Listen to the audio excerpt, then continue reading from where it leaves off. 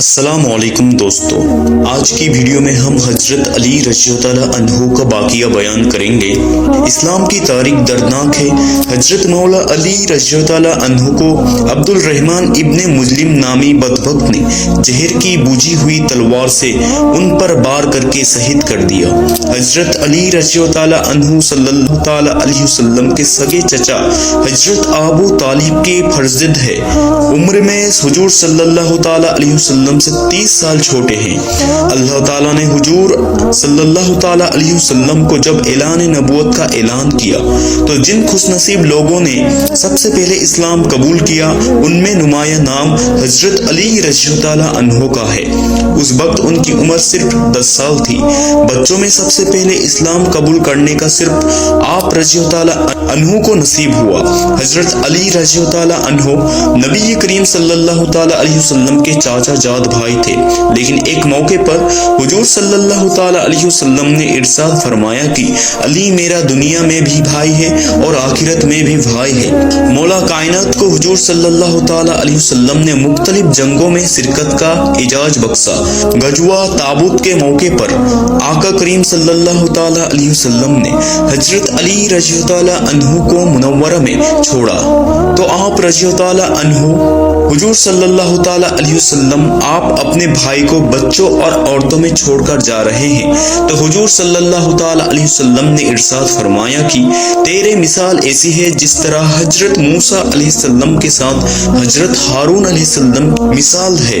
مولا کائنات حضرت علی ابن ابی طالب رضی اللہ عنہ کو حضور صلی اللہ تعالی علیہ وسلم نے یمن کا حاکم اور امیر بھی بنا کر بھیجا تھا، اور ان کے ساتھ رشتے کا گہرائی یہی تک نہیں تھی بلکہ حضور اقدس رسول اللہ صلی اللہ تعالی علیہ وسلم نے اپنی لاڈلی بیٹی حضرت سیدنا فاطمہ الزہرا رضی اللہ عنہا کا نکاح بھی حضرت علی رضی اللہ عنہ سے کیا تھا۔ حضرت علی رضی اللہ عنہ کو ہجرت کی رات آپ صلی اللہ تعالی علیہ وسلم اپنے بچھونا پر لٹا کر گئے تھے۔ حضرت علی رضی اللہ عنہ فرماتے ہیں کہ رسول کریم صلی اللہ تعالی علیہ وسلم نے میرے بارے میں ارشاد کیا، تیرے ساتھ مومن کے علاوہ کوئی محبت نہیں کرتا اور منافق کے علاوہ تیرے ساتھ کوئی بغض نہیں رکھتا۔ حضرت علی رضی اللہ عنہ فرماتے ہیں کہ اگر میں کسی مومن کی ناک پر تلوار بھی ماروں تو وہ میرے ساتھ بغض نہیں رکھ سکتا، اس لیے کہ میرے رسول اللہ نے فرمایا ہے، اور اگر میں کسی منافق کے سامنے دنیا کے سارے خزانے ڈھیر کر دوں لیکن وہ پھر بھی مجھ سے محبت نہیں کر سکتا۔ جنگ خیبر میں کئی دن گزر گئے لیکن فتح حاصل نہیں ہو رہی تھی۔ آپ صلی اللہ تعالی علیہ وسلم نے فرمایا کہ کل میں ایسے شخص کے ساتھ میں جھنڈا دوں گا جو اللہ اور اس کے رسول سے پیار کرتا ہے اور اللہ اور اس کا رسول اس سے پیار کرتے ہیں، اور اللہ اس کے ہاتھوں سے فتح عطا کرے گا۔ کہتے ہیں کہ اگلے دن ہر شخص کے سینے میں دل مچل رہا تھا کہ حضور ہمارا انتخاب کرے اور جھنڈا ہمیں عطا کرے، لیکن حضور صلی اللہ تعالی علیہ وسلم نے ارشاد فرمایا علی ابن طالب کہاں ہے؟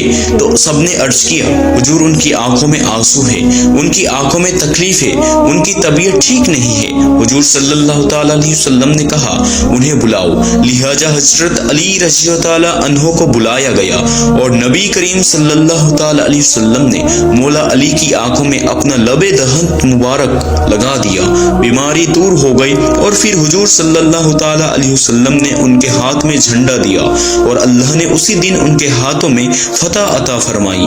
ایک موقع پر حضور صلی اللہ تعالی علیہ وسلم نے ارشاد فرمایا جس کا میں مولا ہوں اس کا علی مولا ہے، اور حضور اقدس صلی اللہ تعالی علیہ وسلم نے یہ بھی ارشاد فرمایا کہ جس نے علی کو گالی دی اس نے مجھے گالی دی۔ اللہ اکبر۔ حضرت علی رضی اللہ عنہ فرماتے ہیں کہ حضور صلی اللہ تعالی علیہ وسلم نے مجھے دیکھ کر کہا علی تیری مثال حضرت عیسیٰ علیہ السلام کی ہے کہ ان کی وجہ سے ان کے معاملے میں آ کر 2 لوگ برباد ہوئے، ایک لوگ کی جنہوں نے اتنی محبت کی ان کو ابن اللہ یعنی اللہ کا بیٹا کہہ دیا، وہ بھی برباد ہو گئی، اور دوسرے وہ کی جنہوں نے ان کے ساتھ بغض رکھا اور ان کی ماں پر تہمت لگائی، وہ بھی برباد ہو گئی۔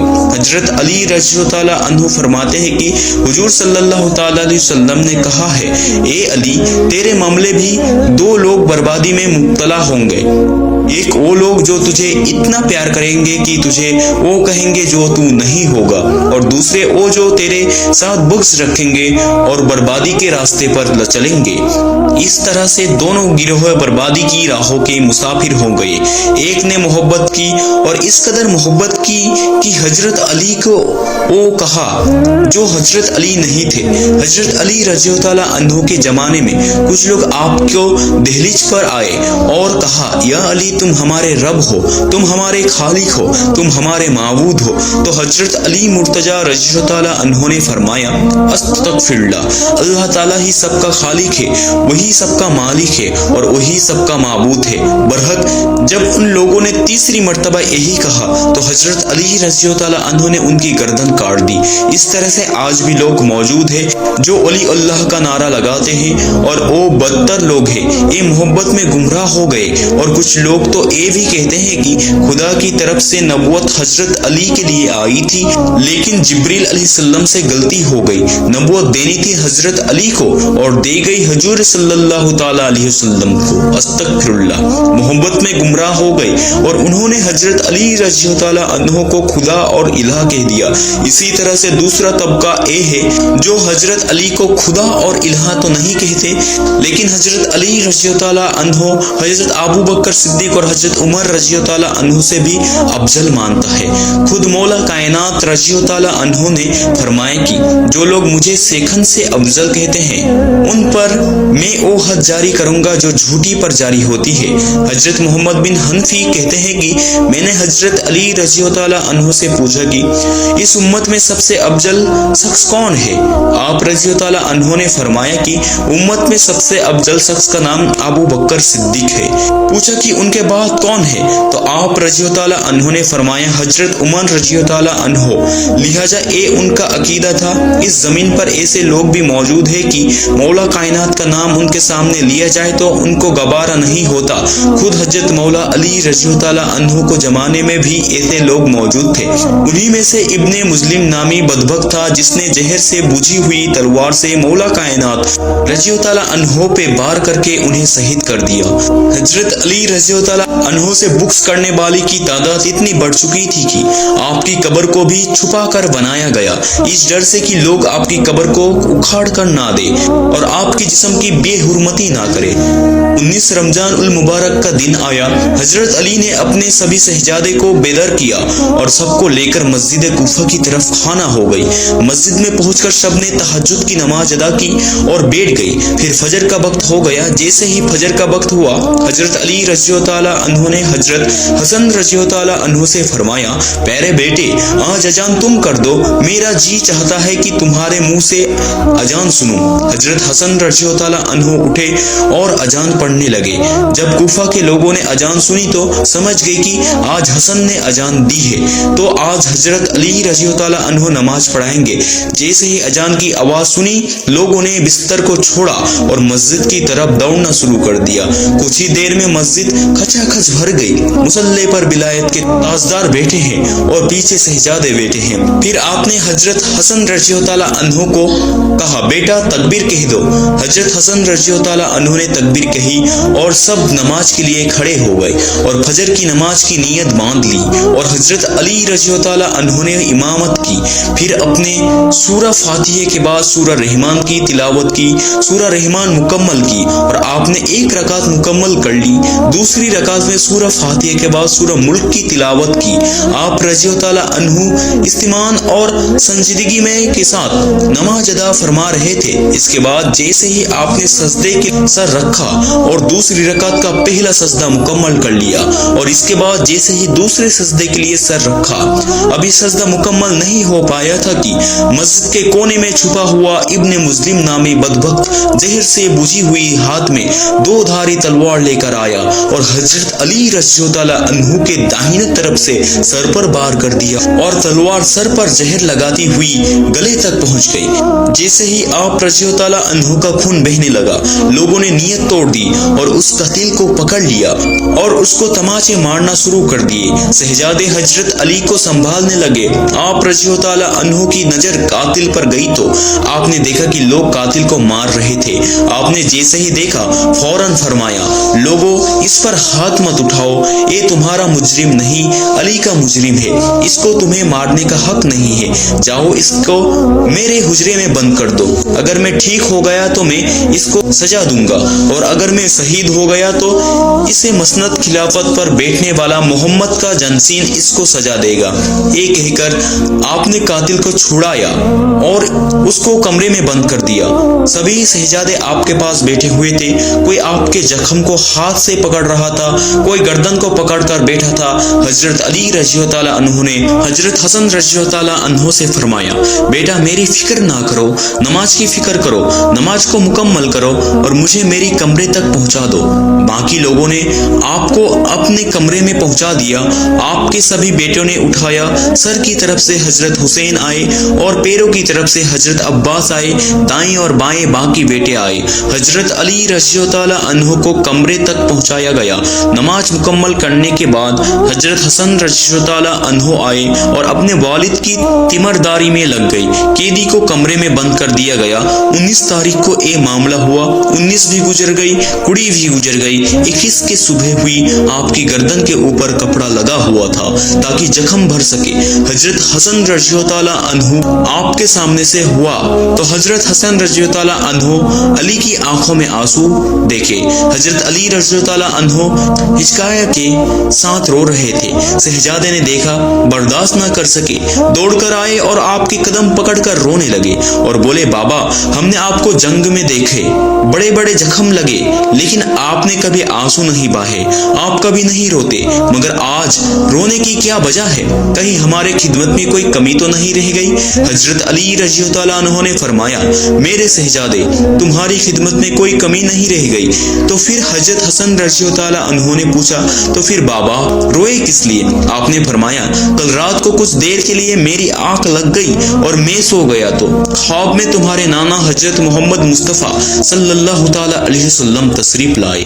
میں نے دیکھا کہ ایک بڑا میدان ہے، نبی کریم صلی اللہ تعالیٰ علیہ وسلم کسی کو تلاش کر رہے ہیں۔ میں آیا، سلام کیا اور پوچھا، میرے آقا کچھ ڈھونڈ رہے ہیں؟ تو انہوں نے فرمایا ہاں، اور اتنا کہہ کر مجھے سینے سے لگایا اور بولے، علی دکھوں کا مارا، علی زخموں کی شدت کا مارا، علی کئی دن سے تم بیماری میں مبتلا ہو اور کئی دنوں سے تکلیفوں کا سامنا کر رہے ہو۔ اور پھر میرا ماتھا چوما اور فرمایا، علی پریشان نہ ہو، کئی دن ہو گئی تمہاری حلق سے پانی کا ایک قطرہ بھی نہیں اترا، کئی دنوں سے کھانے کا ایک ٹکڑا بھی حلق سے نہیں گیا، لیکن آج تم ہمارے دسترخوان پر اپنی بھوک اور پیاس مٹاؤ گے۔ اس کے بعد میری آنکھ کھل گئی۔ پھر فرمایا، شہزادے میرا دنیا سے جانے کا وقت آ گیا ہے، لگتا ہے میرے بچے پردیس میں یتیم ہو جائیں گے۔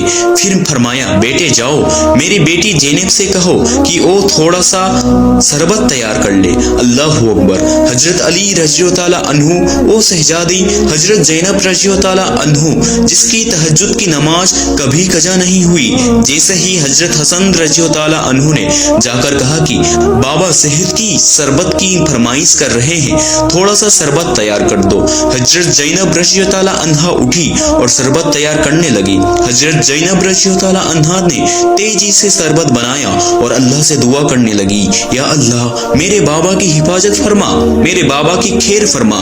شربت بنا کر حضرت حسن رضی اللہ تعالیٰ عنہ کے حوالے کر دیا۔ حضرت حسن رضی اللہ تعالیٰ عنہ نے کائنات کی بارگاہ میں پہنچے اور آپ کو شربت پیش کر دیا۔ حضرت علی رضی اللہ تعالیٰ نے فرمایا، میرے پیارے بیٹے، میں نے یہ شربت اپنے لیے نہیں منگوایا، میری تو خیر ہے، میں ٹھیک ہوں۔ آپ نے فرمایا، عباس کہاں ہے؟ ان کو بلاؤ۔ حضرت عباس کو بلایا گیا۔ حضرت عباس مولا علی کی خدمت پہ حاضر ہوئے۔ حضرت علی رضی اللہ تعالیٰ عنہ نے فرمایا، میرے غازی، تم جلال والے غازی ہو، تمہیں غصہ بہت آتے ہیں۔ میرے غازی، تمہیں پوری زندگی حسین کے ساتھ گزارنے ہیں۔ آج تمہارے صبر کے امتحان کا پہلا دن ہے۔ آج میں تم سے کچھ کہنا چاہتا ہوں۔ غازی عباس نے اتنا سنا تڑپ گئے اور بولے، بابا حکم فرمائیے۔ حضرت علی رضی اللہ تعالیٰ عنہ نے فرمایا، بیٹے یہ شربت کا پیالہ لو اور میرے حجرے میں جاؤ، وہاں میرا قاتل ہے، وہ 3 دن سے پیاسا ہے، اس سے 3 دن سے کچھ کھایا پیا نہیں ہے۔ اتنا سننا تھا کہ حضرت عباس رضی اللہ تعالیٰ عنہ کی آنکھوں سوکھے ہو گئی۔ اتنے میں حضرت علی رضی اللہ تعالیٰ عنہ نے فرمایا، بیٹے صبر سے کام لینا، جاؤ اور یہ لے جا کر میرے قاتل کو پلا دو۔ حضرت عباس رضی اللہ تعالیٰ عنہ अन्हो वो प्याला लेकर हुजरे में गए। हुजरे का दरवाजा खोला, कातिल कोने में बैठा हुआ था और वो प्याला हाथ से आगे बढ़ाया और बोले, मेरे बाबा ने बताया कि तुम 3 दिन से प्यासे हो, 3 दिन से तुमने कुछ नहीं खाया। इतना कहकर वो प्याला आगे बढ़ा दिया। उस कातिल ने वो प्याला हाथ में ले लिया और उसने देखा वो शरबत शहद से तैयार किया गया था। उसने देखा उस शरबत का रंग बदला हुआ था।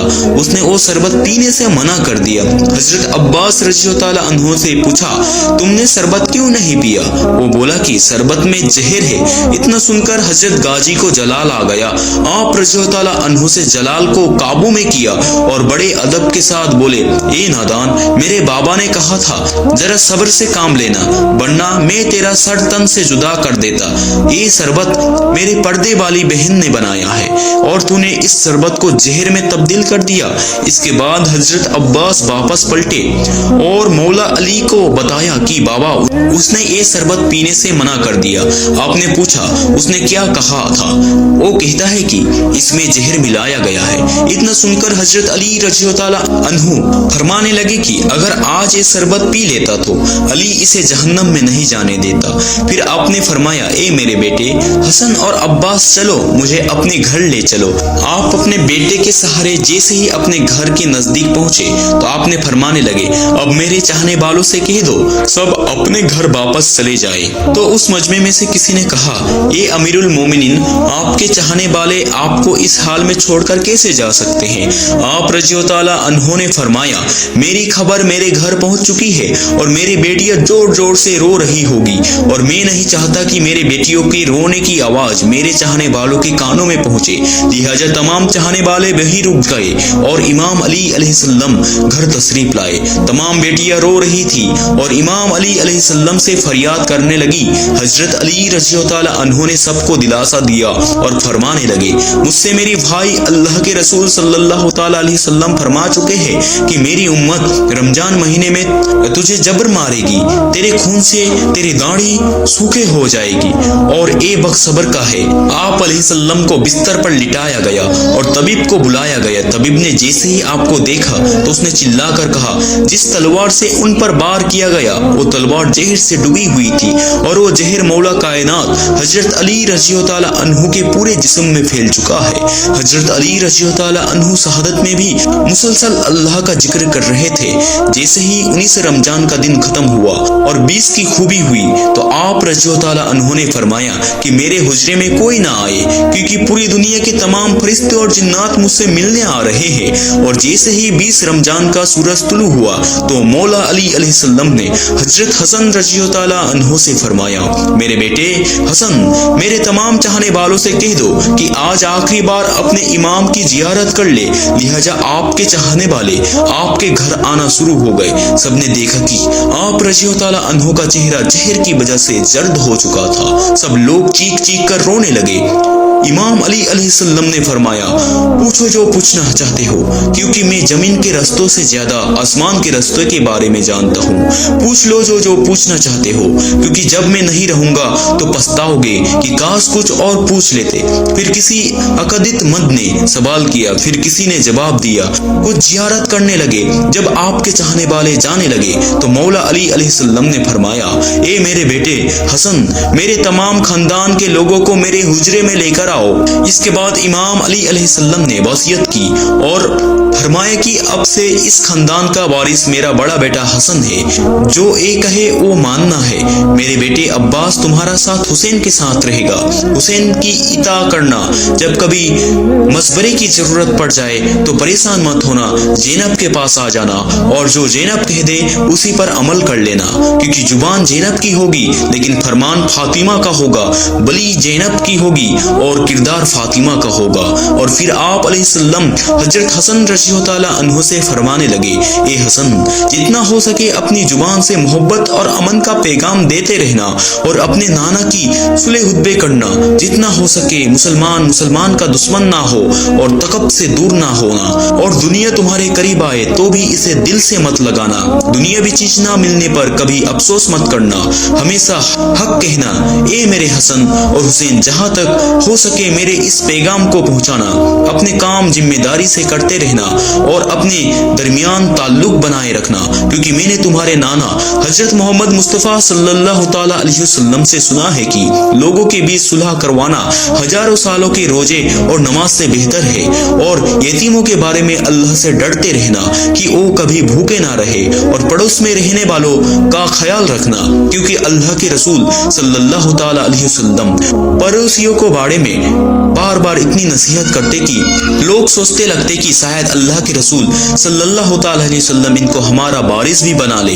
اور قرآن کو سمجھنے اور اس پر عمل کرنے میں دیر مت کرنا، کہیں ایسا نہ ہو کہ دوسرے قرآن کو سمجھ کر تم پر حکومت کرنے لگے۔ نماز کے بارے میں اللہ سے ڈرتے رہنا، کیونکہ وہ تمہارے دن کا ستون ہے، اور اللہ کے گھر کی حفاظت کرنا، کیونکہ وہ تمہاری پہچان ہے۔ اللہ سے ڈرو، اپنی زبان کے بارے میں نہ کسی کا مال ہڑپ کرو اور نہ کسی کو اپنے ہاتھوں اور زبان سے تکلیف پہنچاؤ۔ ایک دوسرے کی مدد کرتے رہنا، اور سب مسلمان ایک دوسرے سے جڑ کے رہنا، ورنہ لوگ تم پر مسلط ہو جائیں گے، اور پھر تم فریاد بھی کرو گے تو تمہاری کوئی مدد کرنے والا نہیں ہوگا۔ اور سارے عبد المطلب کے بیٹوں کو خبر کر دو کہ اگر اسے جبر سے ماری شہادت ہو جائے تو میرے قاتل کو بھی ایک ہی جبر مارنا، اگر وہ بچ جائے تو اسے آزاد کر دینا، اور اگر وہ مر جائے تو اس کو جسم کی بے حرمتی مت کرنا، اس کے جسم کے حصوں کو نہ کاٹنا، کیونکہ میں نے اللہ کے رسول صلی اللہ تعالیٰ علیہ وسلم سے سنا ہے کہ سب سے بدتر شخص وہ ہے جو کسی مرے ہوئی جسم کے حصے کو کاٹے، چاہے وہ پاگل کتا ہی کیوں نہ ہو۔